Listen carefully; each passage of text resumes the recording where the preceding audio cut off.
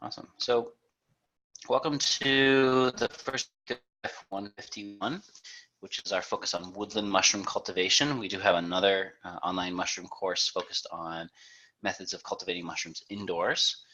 This course is focused on supporting folks to produce commercially, as all of our courses are at the Cornell Small Farms program. But it doesn't mean that if your aspirations at this point, or maybe not even into the foreseeable future, don't include some kind of commercial venture, that you're not welcome here. We overall want to increase the literacy and the competency of folks like you in understanding how mushrooms work and how we can cultivate them and how we can take care of them.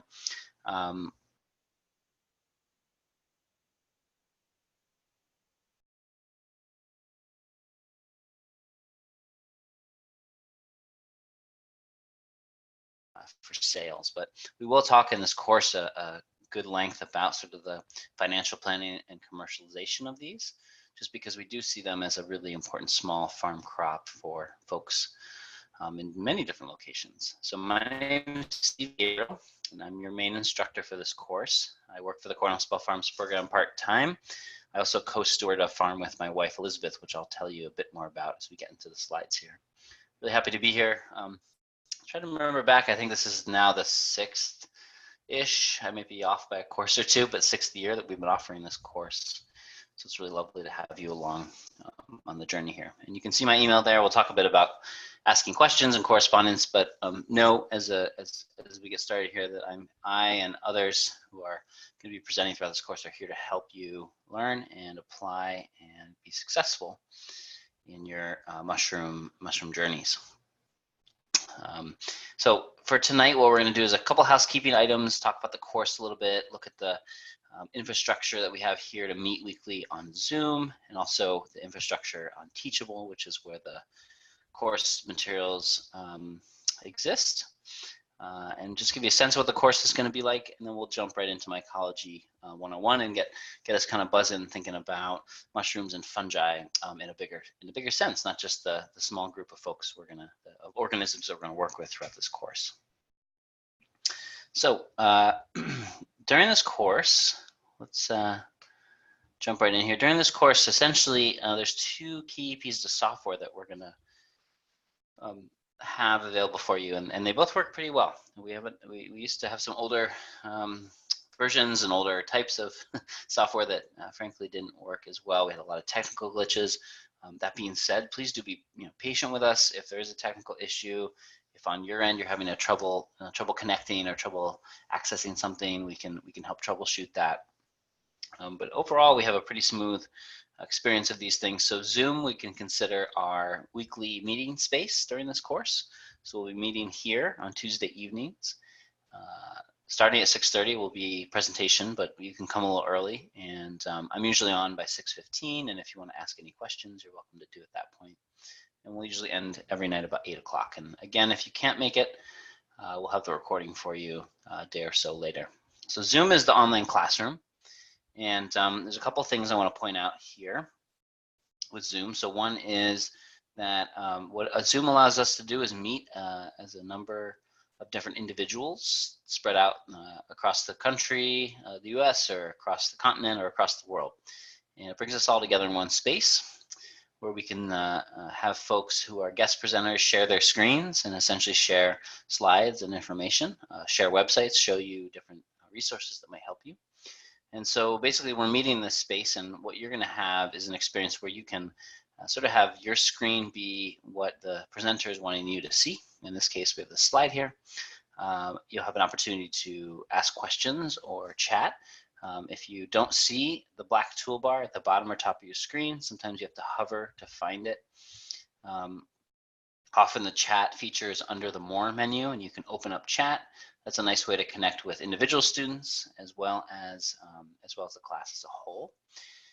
If you look at that chat box, you'll notice that it gives you the sort of latest feed. Looks like the last thing was in there was the number I presented. If you look at below that, you'll notice there's a to field, and that says to everyone, or you can actually pick an individual. And so if I click to everyone and I say hello, then everyone's going to get that message. And if I choose an individual person in particular, then I can send just them that message. If you had a technical issue or some problem connecting or seeing something on your screen, you could send me a message directly. You don't need to share that with the whole class. But generally speaking, if you're going to ask a technical question about mushroom cultivation or something related, something you think the class as a whole would benefit from, then I encourage you to make sure that everyone is selected before you enter things in the chat. All right, so that's the main way we're going to communicate throughout the course as we go. There are some annotation tools in this that we may use from time to time. We don't tend to use these a ton, but it's kind of a fun way to get us interacting and using some of the technology here, and just make sure you can find your menu and things like that. So here, so annotation tools, and then we'll talk about breakout rooms because we are going to use those during the course. So let's find our chat box. If you, again, can't find it, there's a black toolbar at the top or bottom of your screen. You can open up the chat. It's nice to have that handy during the class if you can still see your screen. Find your chat panel and send a message to everyone. And let us know what one question you hope to have answered is during this course. So I'll give you a minute to do that. Open up the chat panel, think about a question that you're hoping to have this course answer, and put it right in that chat box just to make sure we can all find this part of our toolkit here.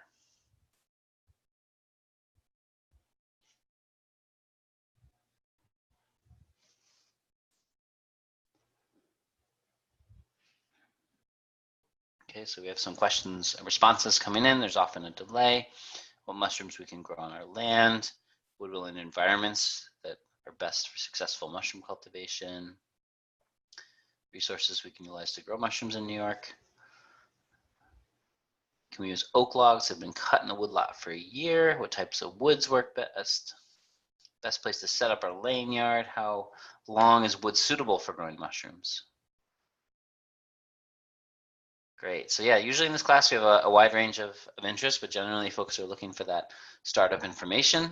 We're certainly going to go through all the pieces and the processes. We're going to talk about this from a sort of theoretical, what do we need to know about mushrooms to understand how they grow and how to cultivate them, and then really get into some specific recipes for specific types of mushrooms and what they can grow on best.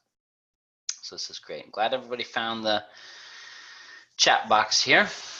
Some folks are starting mushroom businesses, I see. Questions about common contaminants. Awesome. How easy is it to grow gourmet mushrooms and make a business out of it? Avoiding contaminants from others. Do you need any licensing? Yeah, so I don't see any questions here that we're not going to answer during the duration of this course. So that's good as we go. So let's move on. All right, so this is the annotation feature. If you look at your black toolbar, you will find annotate as one of the options. It could be under the more menu, but usually it's in the main one. If you click on that once, what I want you to do then is to click on the draw tool and select an arrow or something like that. Actually, you could also hit the stamp tool, and you could choose a checkbox or an arrow or a heart or an X. And in this case, what we're going to do is we're all going to just annotate this slide, which means you're going to click on your screen next to the statement that's most true for you at this point. So I'm going to put an X right on growing mushrooms commercially because that's currently what I'm focused on. And so you can find some kind of method to mark or stamp your thing. Again, if you're having trouble finding it, look on the main toolbar, click on annotate once, then click on draw or click on stamp. And then you should be able to put something by the statement that's most true, which I'm seeing some scribbles and some checks and some things on the screen here. So that's great. So we have some folks, this is not a statistically or scientifically verified process for collecting this information, but it certainly is fun and creative. If you don't find the toolbar, sometimes you're in full screen mode and you can exit that by pressing escape and it'll often pop up. If you don't see it after that, sometimes you have to move your mouse to the top or bottom of the screen to find that toolbar. So this is one of the reasons we're doing this, is because if you're having trouble, we want you to help you find this All right, so we'll keep working here. If you're having trouble, maybe you can keep searching and trying to figure this out as we go through another exercise here. So I can actually go through and I'm gonna clear everybody's drawings. Wonderful job. And we're gonna go on to the next slide here. And oops, here's a map of North America, South America, Northern South America, Mexico, the Caribbean. So now you're gonna open the annotate feature and stamp with something where you're located. So roughly where you're located on the map. I just put a check mark there. If folks aren't finding the toolbar, again, I'll say you can hopefully find a black toolbar on your screen. Sometimes with the iPads and the sort of other digital devices, it's a little harder to find. It might be under a menu choice. As Megan mentions, under view options at the top, might be something you can find. If you can't find this one, it's not going to be super critical. There's not going to be a ton of times when we actually annotate, but we're just trying to familiarize yourself with the options available here. You can always follow up with me with an email after tonight if you're really having a hard time. We can walk through it or look for a screen demo to help find it. But it looks like some folks have found it in the class here, which is great. We have some good cluster of folks in Newark and the Northeast. Usually about 75% of our students in all the small farms courses are from those regions, and then we have folks scattered throughout. And I know that some of us in this class may actually fall on this map, and that is not to exclude you. It's just hard to fit a whole map of things when most folks are coming from the US and Canada in this case. So, all right, I'm gonna clear this for now. And we'll move on here. Okay. And again, if you're having trouble or you didn't figure it out from the last time you wrote, we can revisit this outside of class if it's something that's not working for you. Just shoot me an email and we'll make sure you can find what we're looking for. But again, this isn't something we use all too often, but it is something that is there. So mostly how we communicate is really through the chat feature, as well as in breakout rooms. And breakout rooms are where we can divide up the class into smaller groups, and you're actually able to communicate and talk with a smaller group within the larger group. So how this works is when I initiate a breakout, it's going to count down, and then it's going to actually remove you from the main room and put you in a breakout group room. At that point, what you're going to do is unmute yourself. And if you look at on your toolbar, the participants screen, you should be able to see your name or your phone number if you have a different something different. If you haven't logged on with your name, and next to your name, you can actually click and unclick on your microphone, click and unclick on your video. You can also do that on your toolbar. And what we don't want to have you do is all do that at once right now. The reason we keep everybody muted is to keep the background noise down. But there's two ways. One is under the participant panel, you can click or unclick the mic and the video. You can also do it usually in the main toolbar. You can find a mute button for yourself and a video button, okay? So those two things are important to locate. Again, sometimes it's under a main menu or some other feature in your device. And so make sure you can find that, because what you're going to want to be able to do when you get in these breakout groups is unmute yourself so you can just talk as if you're in the same room with these folks, your other classmates, and actually get to have dialogue. The video is an option. If you have a slow internet connection, you may not want to turn on your video, but if you feel like you should be okay, it's worth trying. And if the internet connection feels a little bit kind of chopped up, then you can always turn off your video by clicking on the icon. Okay, so what'll happen is you'll go into your breakout groups. I'm going to give you, in this case, about 7 or 8 minutes to introduce yourselves to each other in your breakout rooms, and then and share any interest and experience you might have in mushrooms. So where are you coming from today in relationship to mushroom cultivation? All right, and so in a few seconds here, you're going to be broken out. You're going to unmute yourself, turn on your video, and then you're going to introduce yourself to your fellow classmates. All right, so let's give this a shot. We'll see how this goes. If you don't select and agree to join the room, you'll actually be left in the main room. And if you can't figure out how to get there, we can always have some dialogue in the main room here. So let's see how this goes, because we want to get you all familiar with it. So here we go with breakout rooms. I'm going to put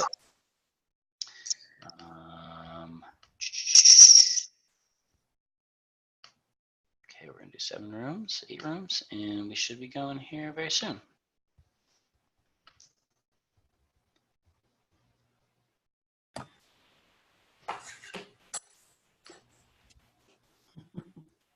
Hi, Susan. I don't know if she can hear me. No?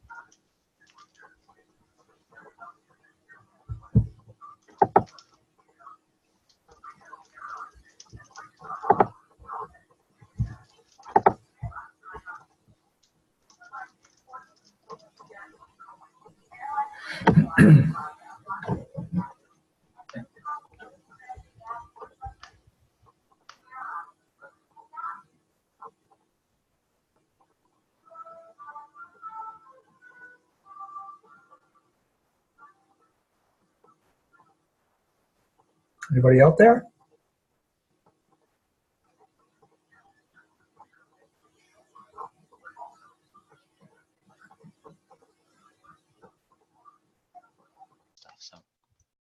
So thanks for bearing with us.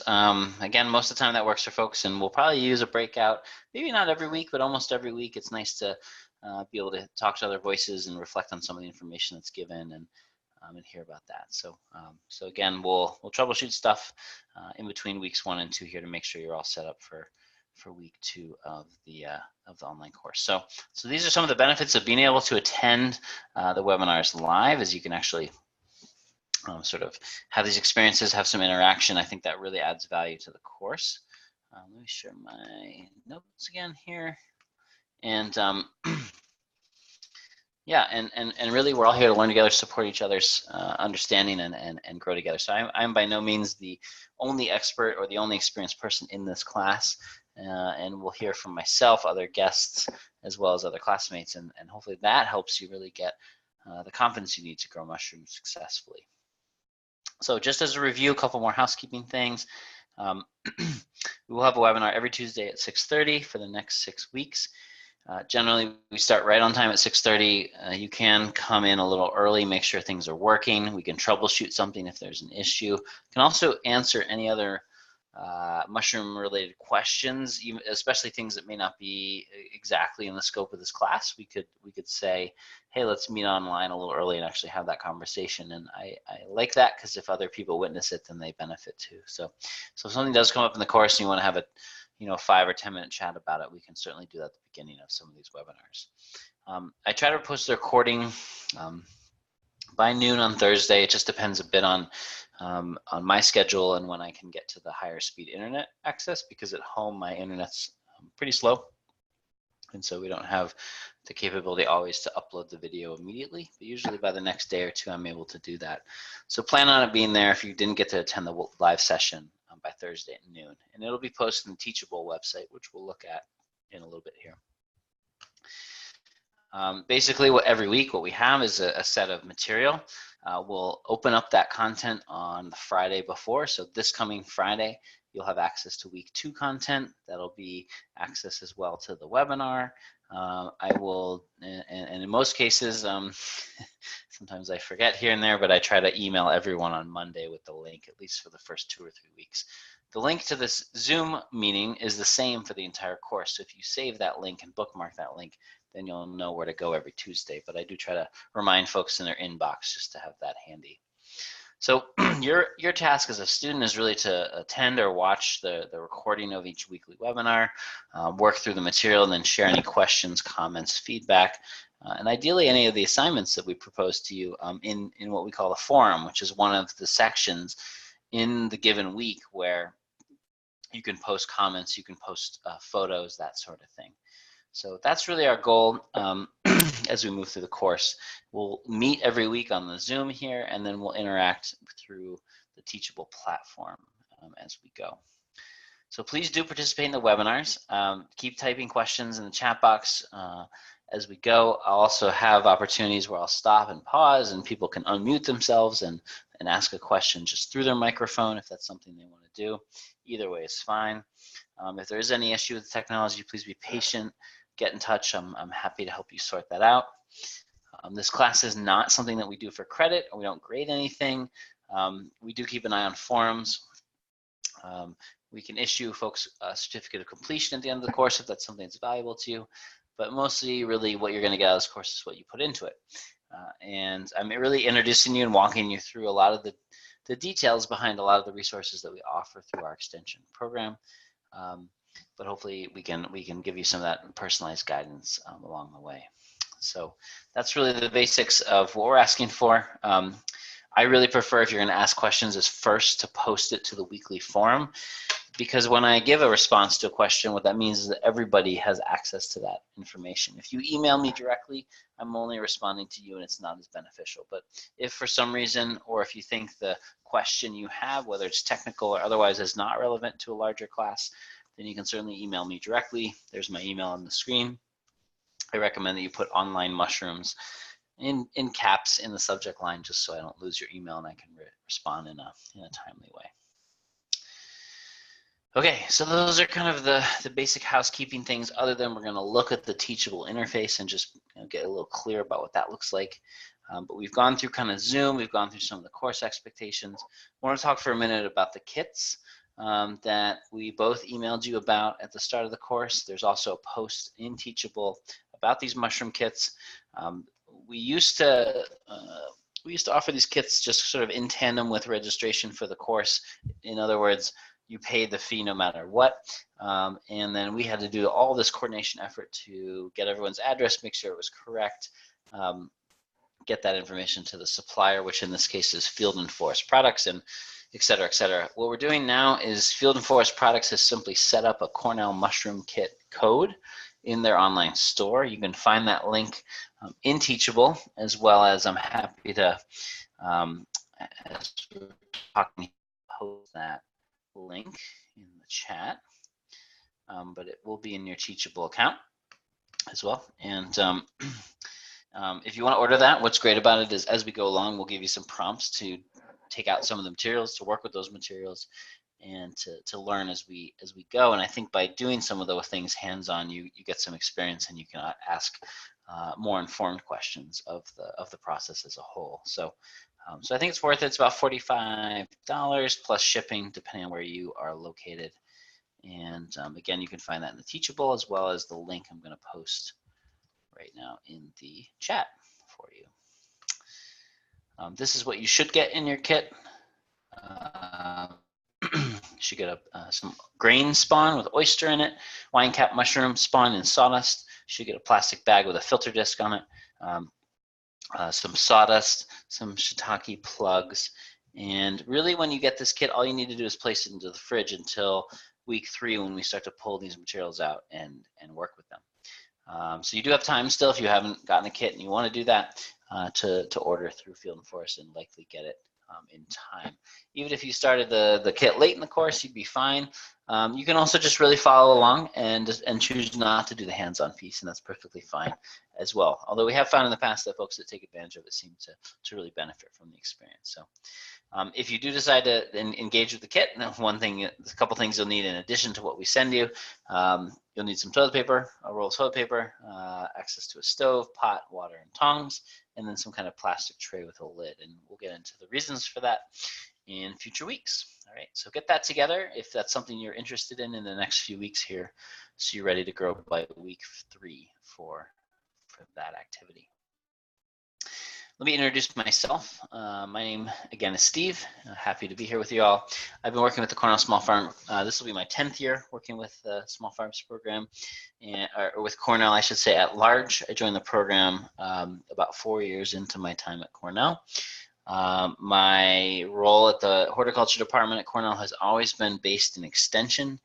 If you're not familiar with the cooperative extension system, then most states in the United States have a land-grant university in some form of an extension program where educators, researchers help take university research and translate, teach that, offer it to the greater public. And specifically, we work in the field of agriculture, really trying to take research and information and help farmers get started, help them optimize, help them mature, depending on where they are in their farm enterprises.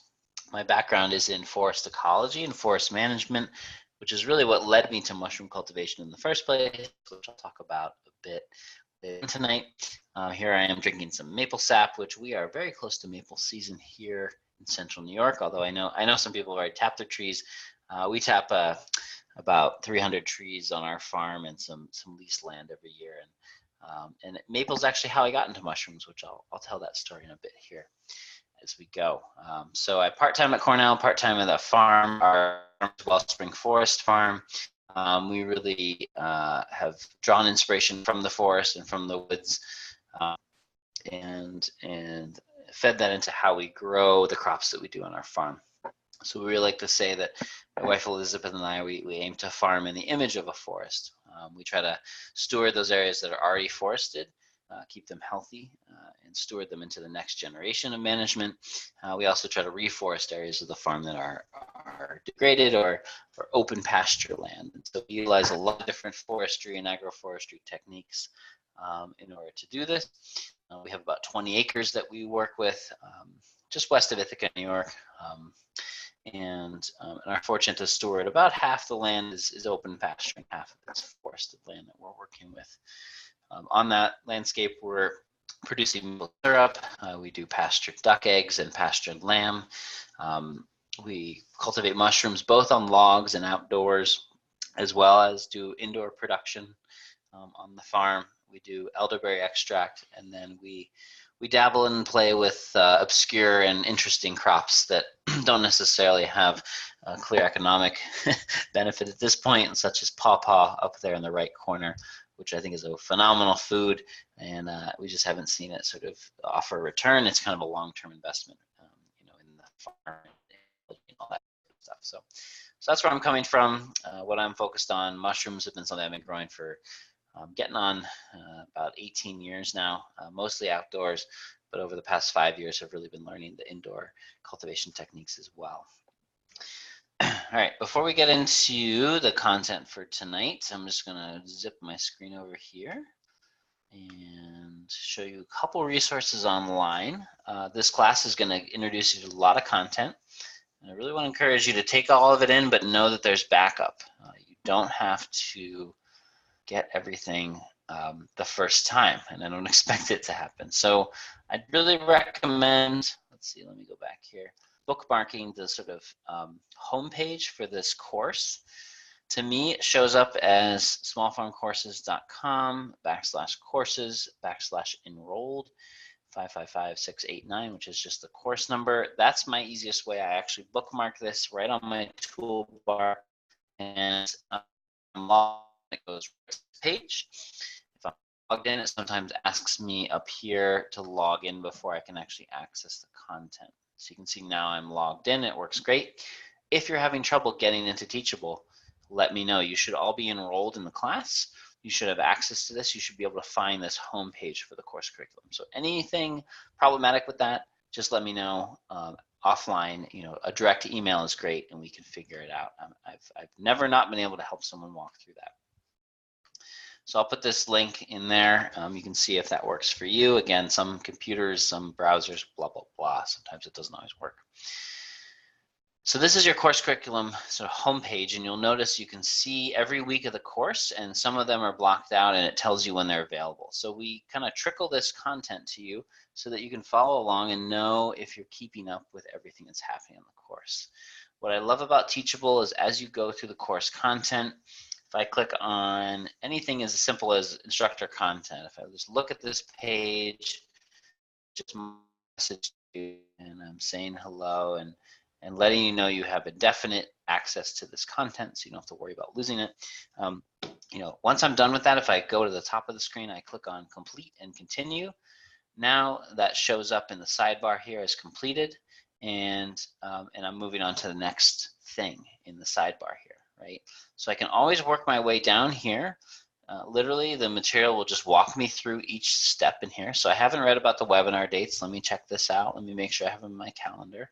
Okay, looks like we're going to have a introduction in Mycology 101 this week, which is great. So here we are. Next week, we're going to talk about woodlot management and mushroom cultivation with our friend Peter Smallage. So that'll be a fun class. And then week 3, we're going to get into inoculation, et cetera, et cetera. So you can find this once you're done with it, complete and continue, and you can keep moving on. Now, once you complete continue, you'll see up here in the left toolbar, it's actually ghosted out, and that shows that it's done, it's checked off, that's great. If I ever want to go back, I can always click on it. Doesn't mean I can't access it.